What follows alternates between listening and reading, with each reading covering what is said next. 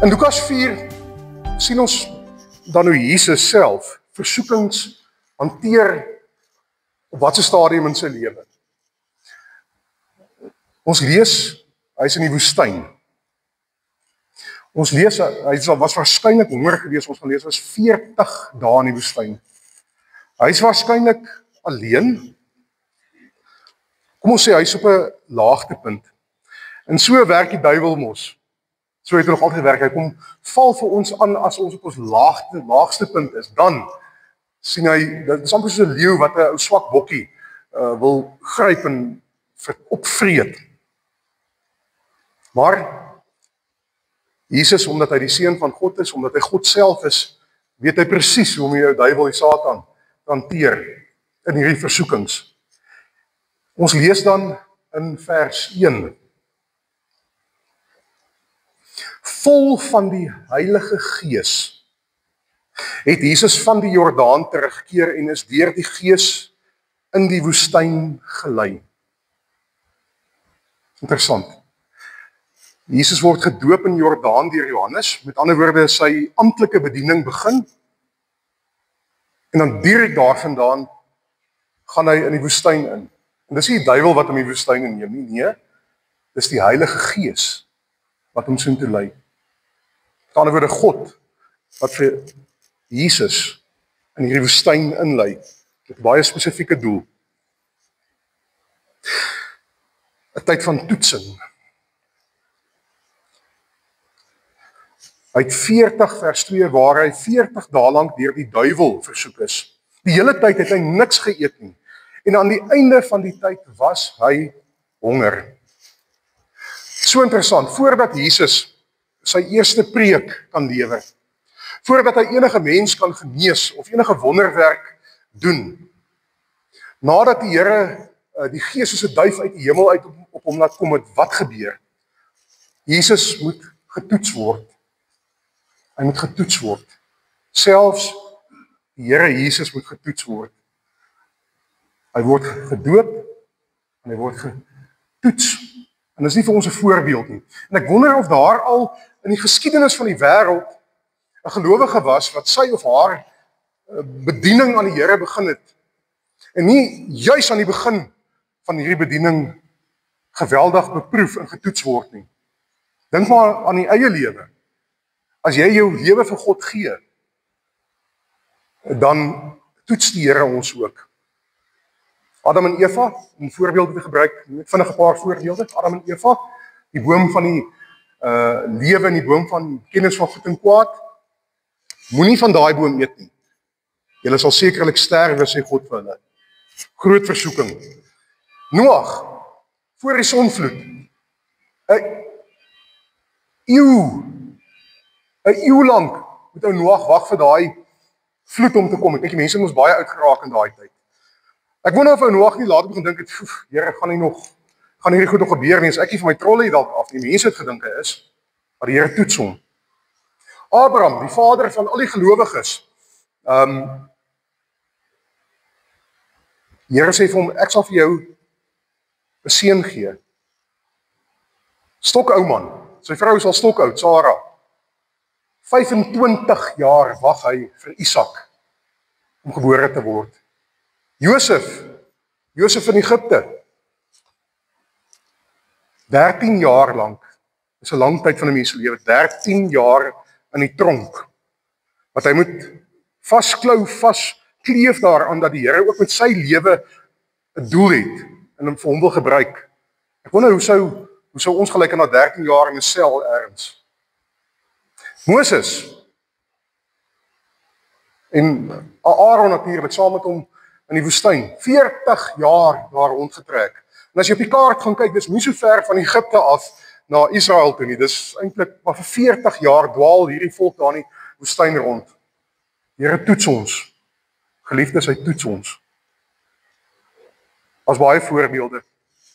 Hoekom toets die Here ons? Die Here toets ons want dit is nodig.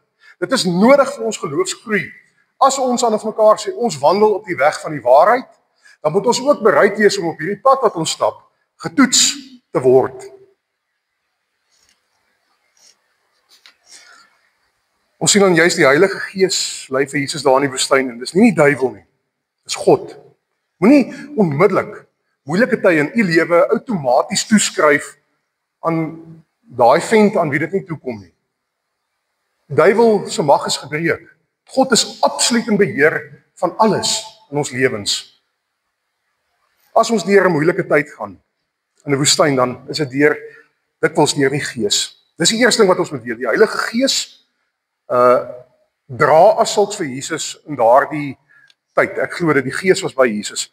Tweedens, die beloftes van die Bybel. Natuurlik, ons is vanjaar of tot dusver jaar so besig met die woord van God, want ons sê dit is wat aangeval word deur die eeue heen en in die besonder in die huidige tyd waarin ons leef en in die kerk selfs. Blaatant aangeval word die waarheid van die Bybel, van God se woord.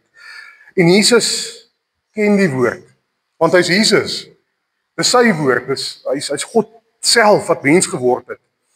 En hy antwoord die ou Satan elke keer vanuit tekste, hoofsaaklik uit Deuteronomium. Hy weet van die verhaal van die manna wat gegee is vir die Israeliete. Hy ken die verhaal van die beloofde land en hoe die Here voorsien het. En hy ken die verhaal van die water by Massa wat die Here vir die volk gegee het. En hy interpreteer dit sodat ons kan weet hoe om versoeking te weerstaan. Kom ons kyk na die eerste versoeking, vers 3. Die duiwel het vir hom gesê, as u die seun van God is, sê vir hierdie klip, dit moet brood word. Maar Jesus antwoord hom, daar staan geskryf, van brood alleen sal die mens nie leef nie. Die eerste versoeking wat aan Jesus kant toe kom is daai mees basiese behoefte om kos in die lyf te hê, om te eet. Jesus is op 'n tipe vas daar in die woestyn. Hy's honger en ek wonder baie keer, ek stel myself voor as Jesus so lanklaas geëet het, ek weet nie op dagnommer hoeveel die duiwel vir hom versoek het in hierdie 40 dae wat hy in die woestyn was, want dit was nie 3 dae nie, dit was 40 dae. Dit 3 versoekings, maar hy was 40 dae in die woestyn. Hoe hy so oor daai warm woestynklippe kyk, en daai ronde woestynklippies waar die son so van af reflekteer, het sekerlik amper soos warm broodjies begin lyk. Die duiwel sê vir hom, jy's God se seun, jy's Jesus. Jy ken die woord, jy's by mag, sê vir daai brode, sê vir daai klippe, hulle moet brood word. Maar Jesus laat hom nie met hierdie stryk vang nie, want hy ken die woord. En hy haal aan uit Deuteronomium 8 vers 3, soos ons gesien het. En hy verwys spesifiek hier na die manna wat God vir die volk in die woestyn gegee het. Die volk in die woestyn se toets, om dit so te stel, was twee kante gewees. Aan die een kant moes hulle afhanklikheid van God besef. Dit vat hulle 40 jaar, 'n leeftyd, om dit so te stel, om dit te besef, hulle is afhanklik van God, hulle is niks sonder God nie.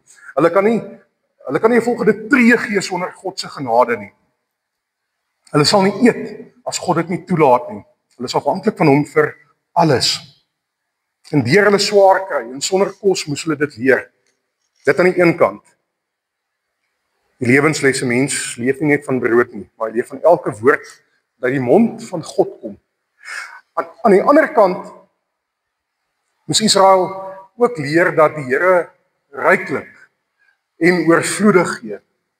Dat hy genadig is, dat hy baie keer 'n wondervoorsiening gee. Hulle moet net geduldig wees. Hulle moet net wag, rustig wees. Hoekom sukkel ons so in ons eie lewens? Hoekom raak ons so paniekerig as ons nou iets wil hê, daar moet nou iets gebeur? En dan gaan 'n week verby, of 'n maand gaan verby, of 'n jaar gaan verby, of 2 jaar gaan verby. En dan begin ons twyfelagtig raak en bekommerd raak, en ons blameer mense rondom ons en baie keer sommer selfs die Here. Jesus weet, God sal voorsien. Ons is afhanklik van hom, maar hy gee ook ryklik. Hy's 'n God van wonders en hy's besig in die slegte tye, maar ook in die goeie tye is God besig, hy's daar. En alles pas mooi by mekaar in. Hy sal voorsien. Wag net daarop. Die tweede versoeking, vers 5. Hierop het die duiwel na 'n hoë plek geneem en in 'n oogwink vir hom al die koninkryke van die wêreld gewys. En die duiwel sê vir hom, ek sal u al hierdie mag gee en hulle pragt, want dit is aan my gegee. Ek gee dit aan wie ek wil. As u my aanbid, sal dit alles u sin wees. Maar Jesus antwoord hom, daar staan geskryf, die Here jou God moet jy aanbid en hom alleen dien. Sien, Jesus leer vir sy disippels en die mense van sy tyd, hulle het nie verstaan wat dit beteken nie, maar Jesus kom leer hulle dat hy die koninkryk bring. Om die waarheid te sê, die koninkryk het gekom, sê Jesus. Die koninkryk is naby, maar die koninkryk is ook op pad. Ons moet dit in hierdie lydingstyd ook besef. Dit gaan nie net oor die lyding en vernedering van Jesus nie. Dis soos trappies wat hy na onder toe klim. Daal uit die hemel neer, af na die aarde toe, tot op die laagtepunt van sy kruisiging, en sy ter helle neerdaal, maar die trappies word ook weer opgeklim tot letterlik in die hemel by God. En hy sê hy sal terugkeer, en hy gaan ons kom haal, en ons gaan saam met hom in die koninkryk wees. Hoe gaan dit wees? Wat gaan dit wees? Ons weet eenvoudig nie, maar dit gaan volmaak en goed en perfek wees, want dis wat Jesus vir ons voorberei. Hy sê, ek gaan om vir julle plek gereed te maak. En ek gaan julle kom haal as hy plek gereed is. God weet, Jesus weet, die koninkryk kom, sy koninkryk sal gevestig word. God sal dit vir hom gee. Hy hoef nie nou toe te gee aan die ou duiwelse listige wortel voor die neus van hierdie aardse koninkryk kies nie. Dis aards, dis tydelik. Ons lewe ook in 'n land. Ons wil ook ons eie koninkrykies hê. Ons wil ook die mooi en lekker en die goeie hê. En dis nie verkeerd nie, dis nie onmenslik nie, maar onthou die duiwel bring dit baie keer as 'n versoeking ook na ons kant toe. En dit is 'n keuse wat ons moet maak, God se wil, soos wat hy dit wil hê, al beteken dit ek moet prys gee of minder wees of 'n bietjie wag of die wêreldse beloftes, Satan se beloftes van 'n koninkryk hier op aarde waar jy nou al hemel kan hê. Wag, dit kom. Jesus het geweet dit kom. En dit is soos afgodsdiens. Waar ek liewer dit wat ek wil hê of dit wat die wêreld vir my wys is wonderlike mooi en goed, laat ek dit najaag in plaas van God se wil. Ek moet hom aanbid. Jesus sê, jy moet net hom aanbid. Hy staan nie Satan teë. Die derde versoeking dan, en ek sluit hiermee af, vers 9, en die duiwel het hom, dis Jesus, na Jerusalem geneem, en op die hoogste punt van die tempelgeboue laat staan. Toe sê hy vir hom, as jy die seun van God is, spring hier af. Daar staan immers geskryf, hy sal sy engele opdrag oor jou gee om jou te beskerm, en ook op hulle hande sal hulle jou dra, sodat jy nie dalk teen 'n klip jou voet stamp nie.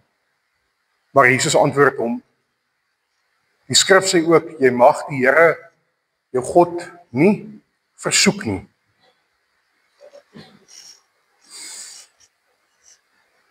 Wat is dit om God te versoek?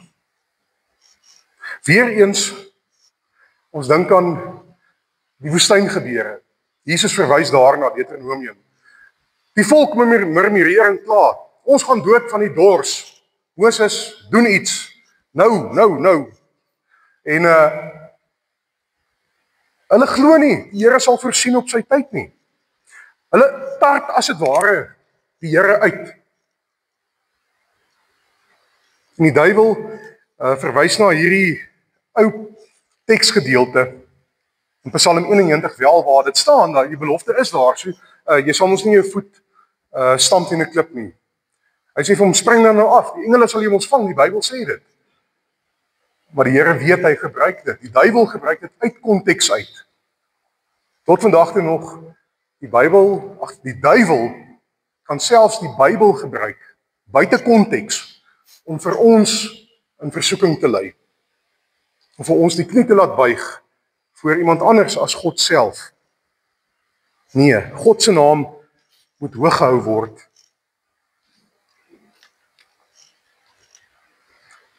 Jesus al dan daai Psalm 91 het my aan iets laat dink, 'n verhaal, en ek wil dit aan die voorhou. Jy moes sekerlik al gehoor het van 'n ou vroutjie, sy sal oorlede, sy baie oud geraak, sy het toevallig 91 geraak. As ons verwys na Psalm 91, Corrie ten Boom. Nou Corrie se pa was in die Tweede Wêreldoorlog. Sy naam was Casper. Haar pa Casper het iets soos 800 Jode weggesteek en gehelp binne daai Tweede Wêreldoorlog omstandighede. Weggesteek van die Nazi's af, wat hulle natuurlik om die lewe wou bring of na kampe toe wou stuur waar hulle waarskynlik sou omkom. Hy het vir hulle skuiling gebied en hy het weerstand gebied teen hierdie verskriklike mag, bose mag. Hulle vind hom toe en die Nazi's neem vir Casper, haar pa, in hegtenis. En soos wat hulle hom uitsleep uit die huis uit, het hy doodrustig Psalm 91 aangehaal vir sy familie. Hy het gesê, hy wat by die allerhoogste skuiling vind en die beskerming van die allerhoogste geniet. Hy sê vir die Here, U is my toevlug en my veilige vesting, my God op wie ek vertrou. En sonder vrees vir daardie beproewing, sonder vrees vir daai toets wat vir Casper voorgelê het, is hy in hegtenis geneem in 10 dae na sy inhegtenisname, is hy dood. Corrie ten Boom is ook uiteindelik, sy dogter is ook in hegtenis geneem. Sy was in Rywensbroek, is sy aangehou. In haar geval het sy nie dood gegaan nie. Sy het daar uitgekom en sy is bevry. En die oorlog het tot 'n einde gekom en die Nazi's het die oorlog verloor. En sy het 'n ou vrou geraak en sy kon haar stories vertel. En nou vra sy, wat was die verskil gewees? Want sy en haar pa het die Here aanbid. Hulle albei was in 'n geweldige beproewing of 'n toets geplaas gewees. Hulle albei was in hierdie kampe gewees van die Nazi's. In haar pa se geval het hy gesterf. Hy's dood. In haar geval het sy bly leef. Sy het oorleef, oorwinnend geleef. Hulle albei het die Bybel geglo. Haar pa het daai Psalm 91 geken. Hoekom is haar pa dood en sy bly lewe? Was God se genade aan haar pa minder gewees as aan haar? En dan moet ons vir mekaar sê, verseker nie. Onthou, ons perspektief is maar hier en nou. Ons is soos 'n donkie wat oogklappe aan het. Ons kan nie dit wat ons hier kan sien en kan vat. Dis ons realiteit. God se realiteit is baie groter. En in 'n sekere sin was haar pa se verlossing groter gewees as haar. Hy's begenadig want hy is na God toe, hy's na die hemel toe. Corrie ten Boom sou later van tyd hemel toe gaan. Sy moes nog 'n hele paar jaar op die aarde wees. Sien, God se uitkoms is nie noodwendig, nee, ek wil saam sê, nie in die eerste plek hier en nou vir ons omstandighede hier nie. Dit ook. Hy kan en hy sal op sy tyd, op sy manier. Maar die groot seën, die groot voorsiening van God, waaraan ons kan vashou, is dat Jesus na die aarde gekom het, hy het sy lewe vir ons kom gee, hy het opgestaan uit die dood uit, en hy het vir ons die oorwinning en die verlossing gegee. Ons het die ewige koninkryk. Ons sal by God wees, ons sal by Jesus wees, ons sal saam met mekaar wees by hom vir altyd. En Jesus het dit geweet. Hy het geweet, daar's 'n ander koninkryk want hy op pad is. Lukas sluit hierdie verhaal af in vers 13 waar staan die duiwel het nadat hy met al hierdie versoekings klaar was, vir 'n tyd lank van Jesus weggebly. Hy het vir Jesus bekom beproef, hy het hom getoets. God het dit toegelaat. Hy het oorwin, hy het vasgestaan. En Die duiwel het weer probeer, in ons lewens ook, ons gaan dink 'n bietjie, dalk is hy besig om tans deur 'n groot toets te gaan, 'n baie groot toets. Dalk kan jy getuig van 'n toets wat jy deurgegaan het, onlangs of 'n paar jaar terug, wat die Here op 'n wonderlike manier vir jou staande laat bly het. En jy die versoekings en die teenstand van die Satan, dat jy kon staande bly binne dit, met krag wat jy nie geweet het waar jy vandaan gekry het nie, maar jy het dit gekry. Of geliefdes, dalk is dit so dat die duiwel sy mes vir jou, nee, miskien nie, hy het dit. Hy gaan probeer, maar onthou, God is aan jou kant. Soos wat hy aan sy seun Jesus se kant was. Hy gee vir ons die middele, die Heilige Gees binne in ons en sy woord. En ek wil amper dan nou sê, soos die kinderliedjie sê, dit is baie eenvoudig. Lees jou Bybel, bid elke dag, want dit gee jou krag. Die Here sal ons laat vasstaan, hy sal vir jou laat vasstaan. Jy kan versoekings weerstaan, want Jesus het versoekings weerstaan. Amen. Here, dankie dat ons uit die woord uit duidelik en helder kan sien hoe ons hierdie aanslae van die Satan kan hanteer. Dis eenvoudig, Here. Ons kan eintlik maar net oorgee aan U. As ons die woord ken, as die Heilige Gees U woorde, U wet op ons harte kom skrywe, dan hoef ons nie bang te wees nie. Here, dankie dat U self ons krag is. Dankie dat U ons skuiling is en ons beskutting, en dat ons dit kan geniet om met die skaduwee van U vleuels te kom skuil en kan weet ons is veilig. Here, berei vir ons voor in hierdie lydenstyd, maar ook in elke dag van ons lewens, vir dit wat voor lê, vir die hemel, vir die nuwe Jerusalem. Dat ons nie sal vasstaar in die hier en die nou nie. Kom, Here Jesus, die kinders wag op U. Ons bid dit in die naam van ons Here Jesus Christus. Laat U wil geskied. Amen.